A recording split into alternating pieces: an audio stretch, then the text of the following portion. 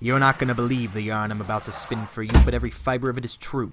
In fact, it's pretty scratchy, too, the kind that makes up a scarf knit for you by your grandmother, and you're fairly certain half of it is cat hair and the other half is human hair, but you wear it just to be nice, and then you have an allergic reaction to the animal dandruff, and you have to go on your first date covered in rashes. I can assure you this story is true because it happened to me. The one I'm about to tell you, not the thing with the rash. That was just a bizarrely detailed tangent that certainly never happened to me at 15 years old. But enough about me. We don't have time for that. And by we, I mean me. Dick Piston, hotel detective.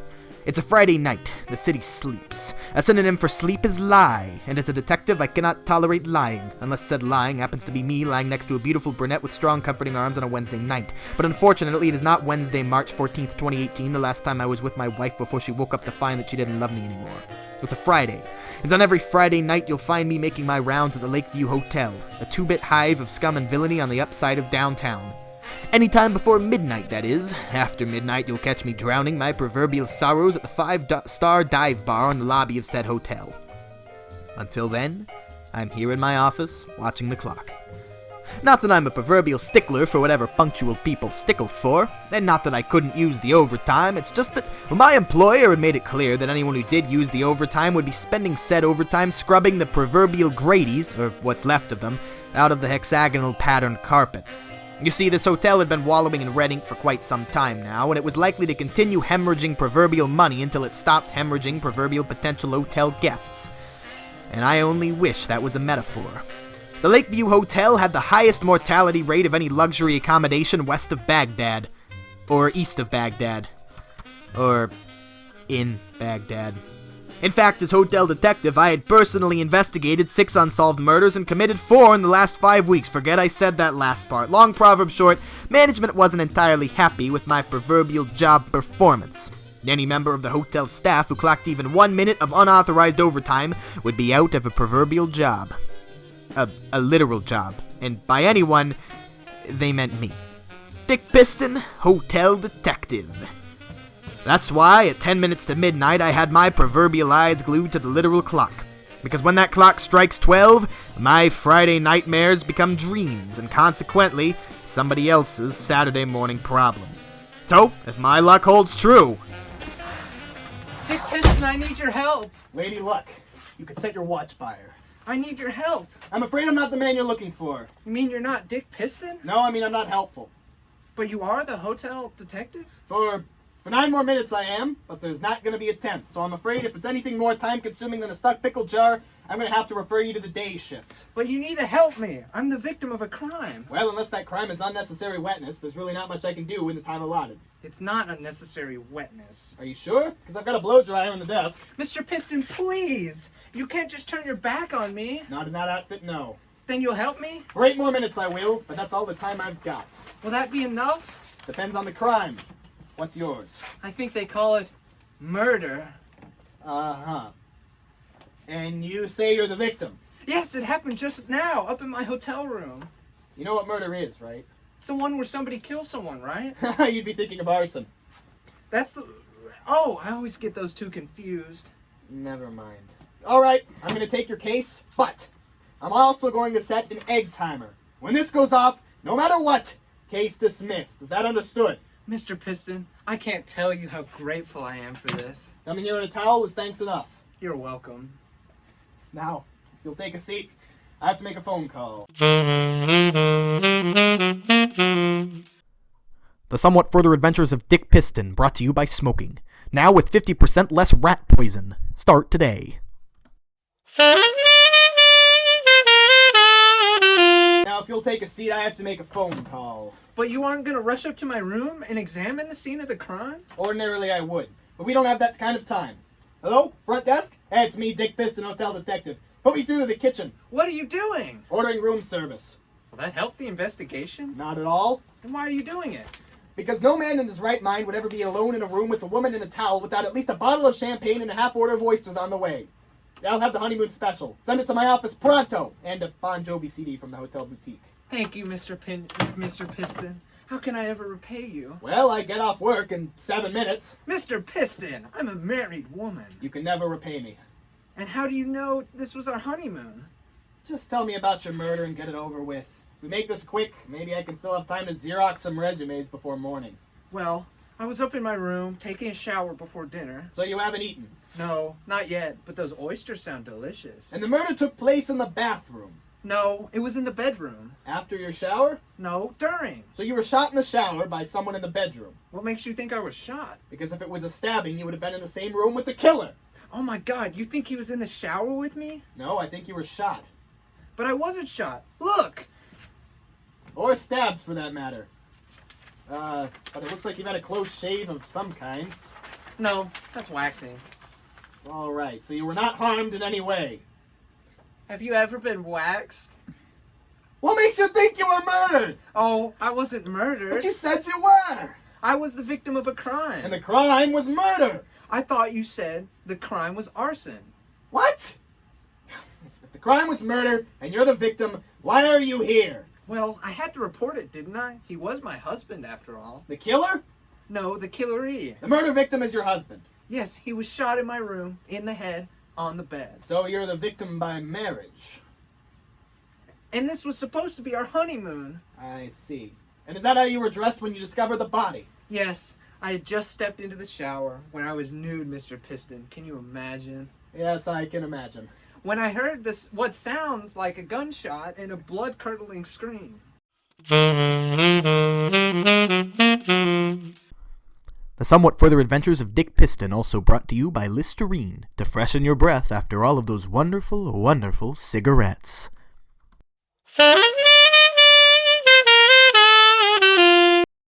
Yes, I had just stepped into the shower where I was nude, Mr. Piston. Can you imagine? Yes, I can imagine. When I heard what sounded like gunshots, and I heard a blood-curdling scream. Naturally, I finished my shower, put on some makeup, and raced into the bedroom right away to see what the matter was.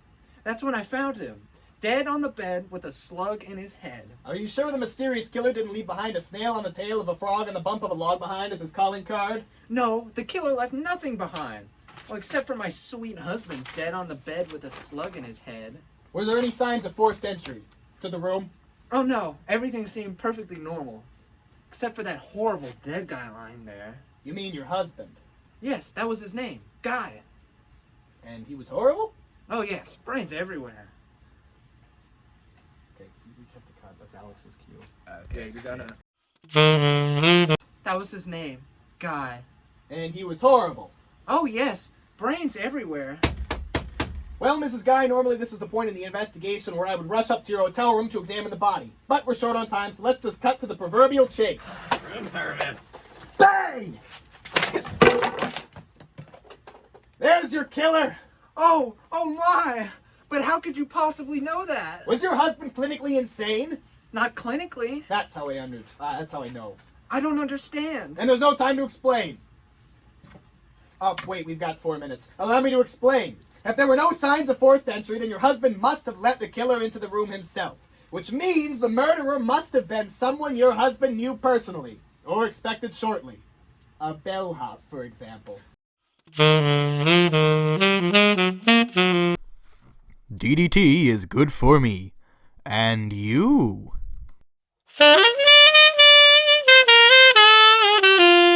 Why would he be expecting a bellhop? Because your husband was not clinically insane. And since no man in his right mind would ever be alone in a room with a woman in a towel without at least a bottle of champagne and a half order of oysters on the way, and your husband knew that you were about to enter the room, we know that your husband must have ordered something from room service. It makes perfect sense. And as you've just witnessed, the service in this hotel is incredibly prompt. Yes, I'm impressed. We ought to make sure and leave him a big tip. So your husband's order must have arrived at the room while you were still in the shower. Yet you haven't eaten. Because there wasn't any food. Exactly!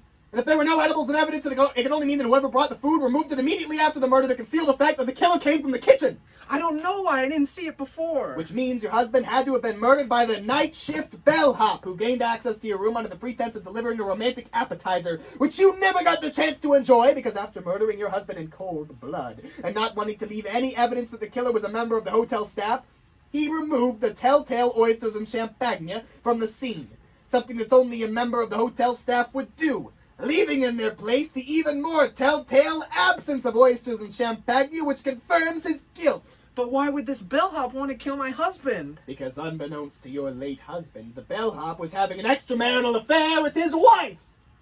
You're married? No, you! He was having an affair with you! What? How could you possibly know that? Because you still haven't asked me the one question that any widow in her right mind would want to know the answer to in this situation. Why would this bellhop want to kill your husband? But I did ask. You did? When? Just now, just a second ago. I said it right away. It was practically the first thing I said to you. Oh, right. Well, never mind.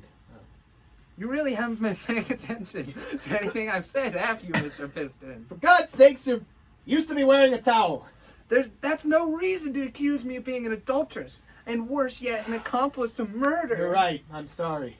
I apologize. Accepted. Shame about the bellboy, though. Yeah.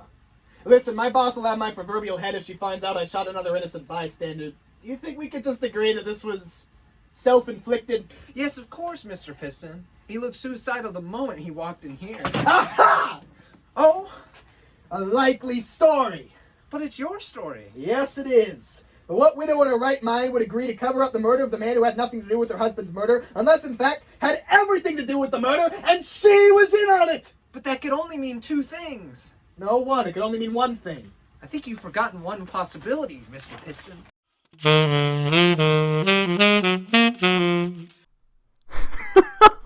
What even is this?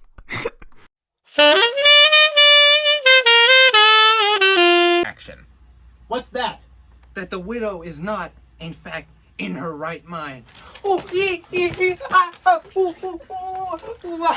is a bit embarrassing for the both of us, but I guess you're free to go.